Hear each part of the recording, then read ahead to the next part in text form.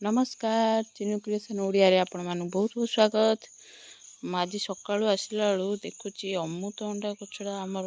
भांगी जाइए रास्ता रे देखंतु पड़ी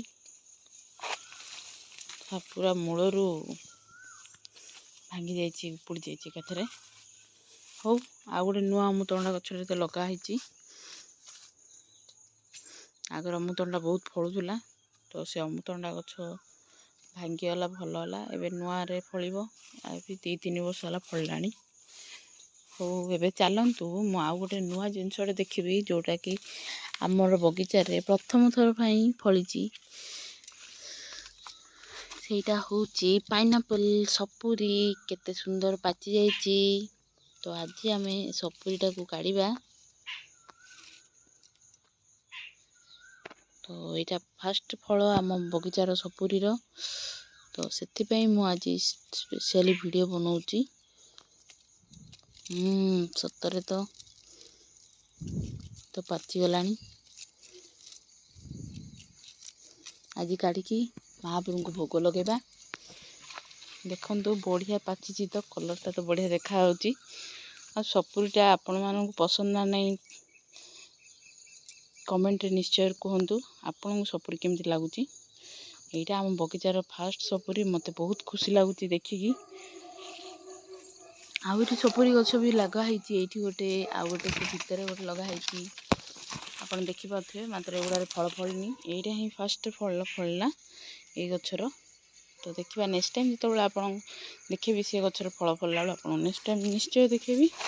तो आपन को सपुरीटा केमती लगे मु तो आज यही भोग करी तो आपन को निश्चय कहबी नेक्स्ट वीडियो रे एटा खट्टा थिला ना मीठा थिला आउ टिके चलतु आपण मानू देखेबी आमर आंब गछरे एबे आंब केते सारा आसीची देखंतु बढ़िया आंब आसी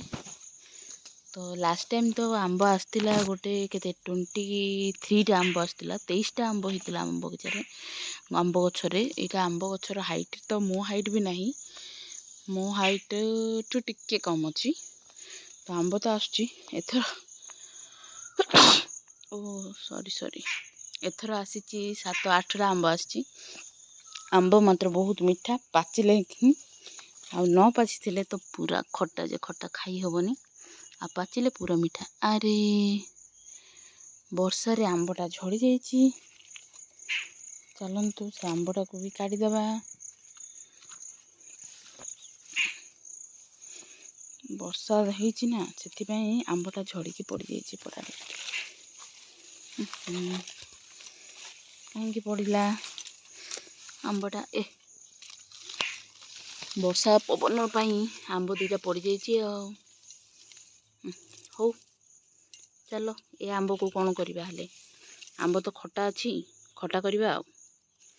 2टा आंब सपुरी चलो